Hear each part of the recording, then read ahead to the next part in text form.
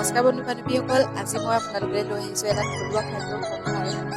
এইটো থলুৱা খাদ্যৰ সম্ভাৰ বুলি ক'লেও এইটো এটা সুকণি বুলি কয়, যিটো সকলোৱে জানেই চাগে।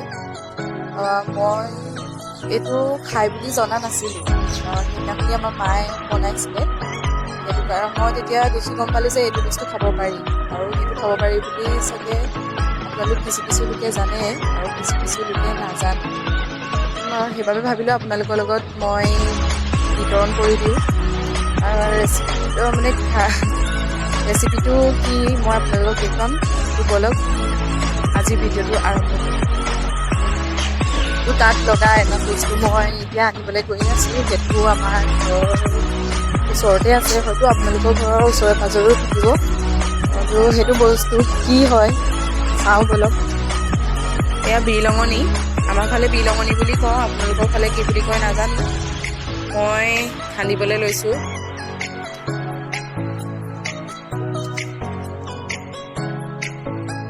এইটো বিলঙনি শিপাটো লয়, চাওক গোটেইজোপা পাতবিলাক নল'ব কিন্তু আপোনালোকে দেই, এইটো শিপাটো লয়।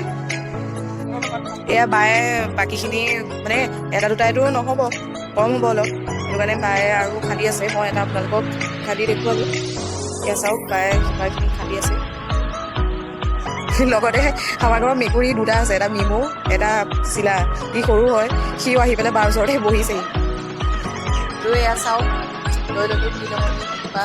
আৰু আমাৰ ঘৰত মানুহ 4জনে, সেইবাবে মই কম পৰিমাণে লৈছোঁ। আপোনালোকৰ ঘৰত আপোনালোকৰ যিমান আঞ্জাখিনিৰ কাৰণে প্ৰয়োজন হয় সিমানে ল'ব। ইয়াত আৰু কি লাগে চাওক আহক। এয়া কাঠ মাছ বুলি কয়, আমাৰ মানে লোকেল মাছ লাগে। মই লাগে বুলি ক'লে দেউতাই কেতিয়াবা ধুনীয়া দি দিছেহি, আৰু সেইখিনি হ'লে ভাল হয়। জীয়া মাছৰ জোল বুলি কয়, সেইখিনি শুকনিত হ'লে ভাল। এয়া আমি আলুখিনি পিচি ল'লোঁ, যদিও আলুখিনি বইল কৰি ল'ব লাগিছিল, বইল কৰি লোৱা নহ'ল। সেইবাবে আমি আলুখিনি পিচি লৈছোঁ এনেদৰে। লগতে জালুক আৰু নহৰু পিচি লৈছোঁ, পিঁয়াজ অকণমান আৰু জলকীয়া। তাৰ লগত মাছখিনি ফ্ৰাই কৰি লৈছোঁ। তাৰপিছত বলক আমি চাই গৈ থাকোঁ। বিলঙনিৰ শিপাখিনি ভালদৰে ধুই তাৰ ক'লা ক'লা যিখিনি আছিলে বাকলি, সেইখিনি গুচাই ল'লোঁ। গুচাই লৈ এয়া পিচি এনেদৰে তাৰ ৰসটো উলিয়াই ল'লোঁ। আমি কেৰাহীখনত অলপমান তেল দি লৈছোঁ।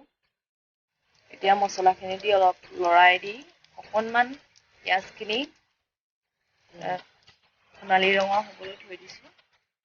এতিয়া আমি পিচি লোৱা আলুখিনি মছলাখিনিৰ লগত দি অলপ ভাজি ল'লোঁ।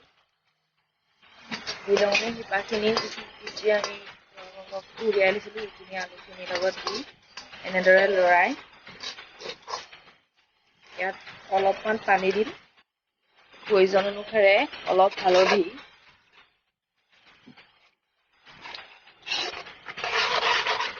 অলপ নিমখ দি ল'লোঁ। এনেদৰে সিজিবলৈ অলপ সময় দিব লাগিব। তাৰপিছত ঢাকোন দি দিব লাগিব। যিহেতু আমি মাছখিনি আগতীয়াকৈ ফ্ৰাই কৰি লৈছিলোঁ, সেয়ে আমি মাছখিনি পিছত দি দিছোঁ। ভাঙিও দিব পাৰি, আপোনালোকে যদি ভাবে মই ভাঙি দিম, তেতিয়াহ'লে ভাঙি দিব পাৰে। নহবা গোটাকৈও সৰহ মাছ বা ডাঙৰ মাছ হ'লে আপোনালোকে গোটাকৈও থৈ দিব পাৰে, আপত্তি নাই। এতিয়া প্ৰায় আমাৰ তৰকাৰীখিনি হৈয়ে গৈছে, আৰু আলুখিনি পিচি লৈছিলোঁ কাৰণে অলপ সময় লাগিছে। আলুখিনি যদি আমি বইল কৰি ল'লোহেঁতেন তেতিয়া ইমান সময় নালাগিছিলে। এতিয়া আলুখিনি অকণমান সিজিলে আৰু হৈ গ'ল, প্ৰায় আমাৰ তৰকাৰী ৰেডি হৈ যাব।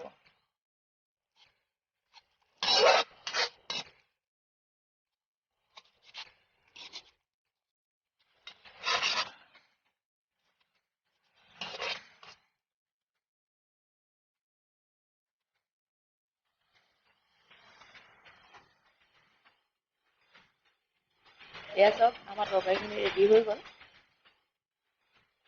যদি ভিডিঅ'টো চাই ভাল পালে লাইক, শ্বেয়াৰ আৰু চেনেলটো ছাবস্ক্ৰাইব কৰিবলৈ নাপাহৰিব। আকৌ পুনৰ লগ পাম এটা নতুন ভিডিঅ'ৰ সৈতে। আজিলৈ ইমানেই, বাই বাই।